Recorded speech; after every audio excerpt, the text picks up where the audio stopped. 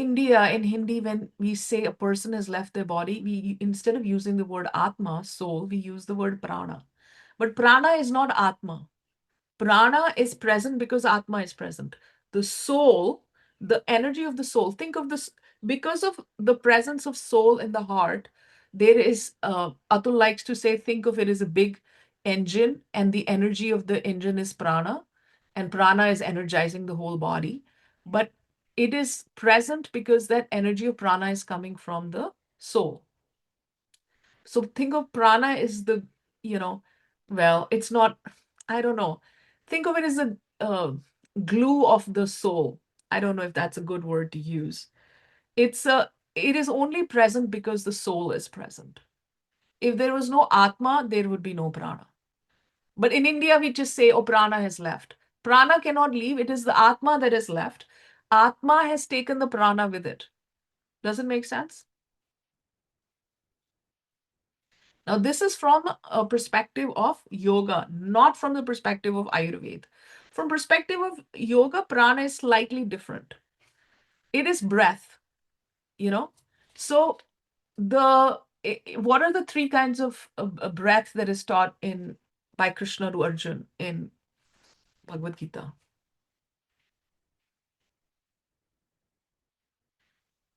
So, what is the three breaths that Krishna talks about in Bhagavad Gita? Sharda?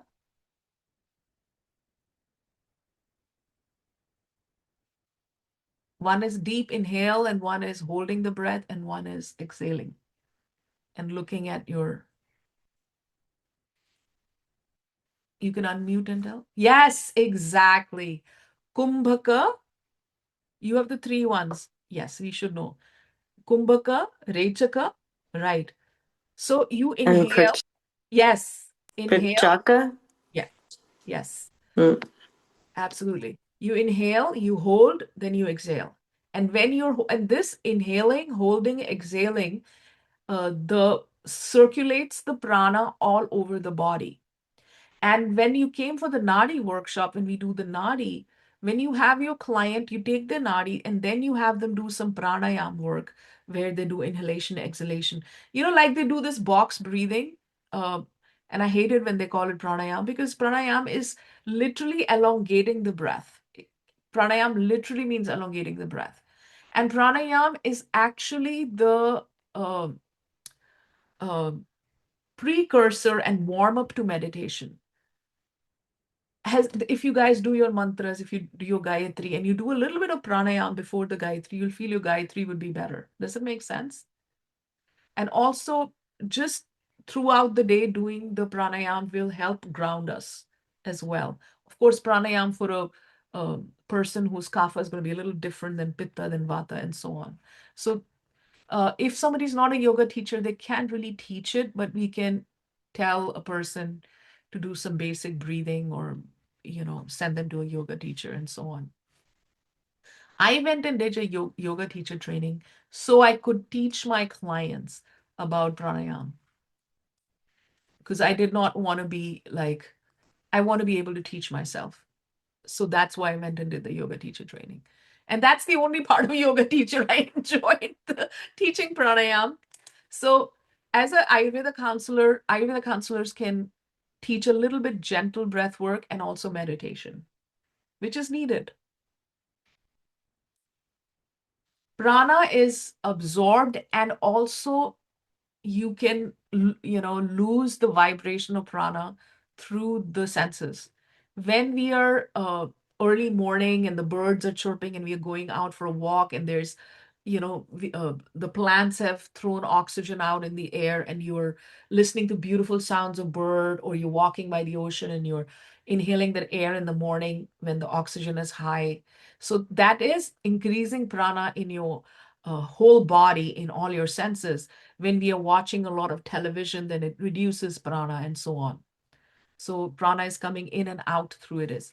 And prana is coming through our nutrients from the food that we're eating, which is why we don't want people to eat food from tin cans and frozen food. Sometimes they have to have it, we get it, but not all the time. They have to have some fresh organic food as well.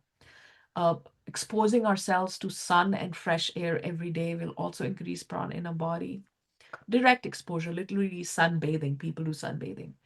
And vibrational channels and nadis, prana comes through. So why we are talking about it? Because unless you're a yoga teacher, you cannot do the yoga asanas. And yoga asanas are very, very important to help a person. But if you don't know how to do it, I actually went and learned Qigong also, because Qigong is so much easier to teach. So I end up with my clients teaching them a little bit of Qigong breathing, yoga breathing, some chanting, and so on. And this is part of what in Ayurveda we call Sattva Vajaya Chikitsa, meant for mind and spirit. So let me.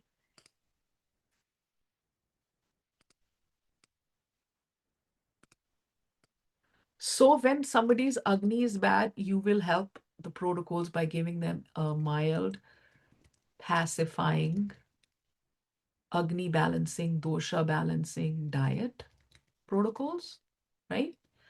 For dosha, you might give daily routine, right? And for mind and spirit, you will give them breath work, meditation, chanting. There is a name for it in Ayurveda, Sattva Vijaya Chikitsa. Yeah. Agni, you will give diet protocols. Dosha, you will give daily routine.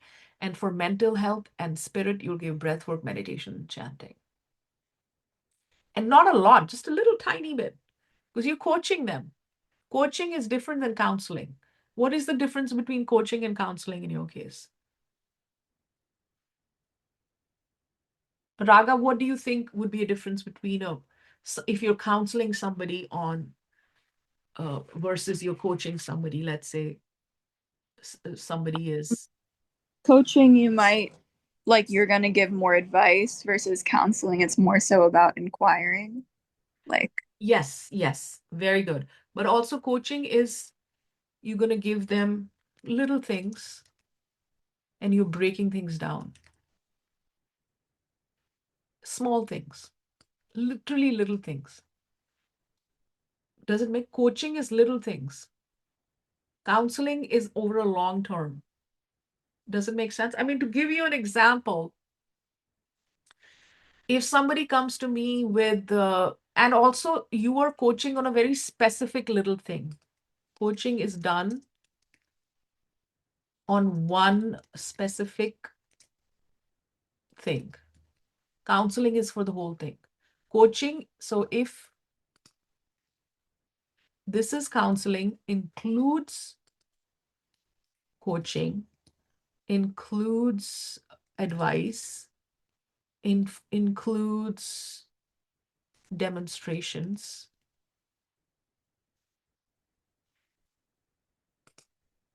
Does it make sense? Counseling is the bigger picture. Counseling includes coaching on specific things, advising on other things, and demonstrations on other things. For example, when somebody comes to me, I will demonstrate them how to cook for themselves. I'll advise them on their Agni. I will give them protocols for herbs, right? And then I might coach them on A, B, or C. For example, coaching is, uh, for example, if somebody wants to work on just one issue, so you will coach on only one issue. Does it make sense? Like I gave you an example, that 42-year-old person who is getting angry and she's all scattered. So you will only coach on that anger and nothing else. So if you have a client who has three things, you will do coaching separately for all those three things. Does that make sense or not? It's a small thing and it's one goal.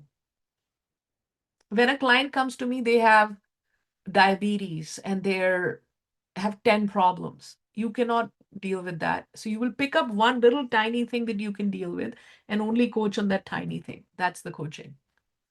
And that's coaching is much easier. Counseling is a bit harder. Does it make sense? Yes, no, maybe?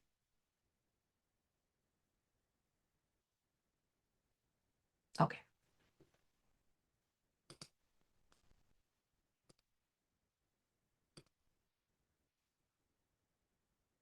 You already knew this. You have Pran Udan saman, apan. You know this. So this is what I want you to look at. There are minor vayus also. Burping is called naga. Blinking is kurma. Devadatta is yawning.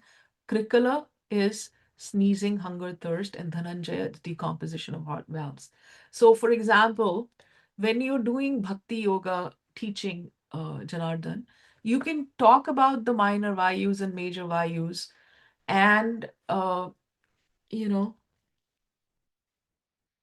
we can talk about the uh, using our vayus to ground ourselves, because bhakti is, or any kind of yoga, it is a transformational on a very lower, on a level that it completely changes our mental chemistry and you know spiritual chemistry and body chemistry, because our diet changes also. Yeah. So there is a yes, this is the part that I want you to think of. So when a client comes to you, they are worried, right? Oops, sorry. They're anxious. They have insomnia. They've confused. Best thing to do for them, of course, give them a grounding diet, is pranayam, pranayam, pranayam, pranayam. If you don't know how to teach them pranayam, tell them to do basic gentle breathing, watch videos. If you're already a yoga teacher, you already know how to teach them pranayam. But we should also learn how to do pranayam for ourselves. Does anyone do pranayam every day here? Yeah, very important. Which one do you do, Sharda?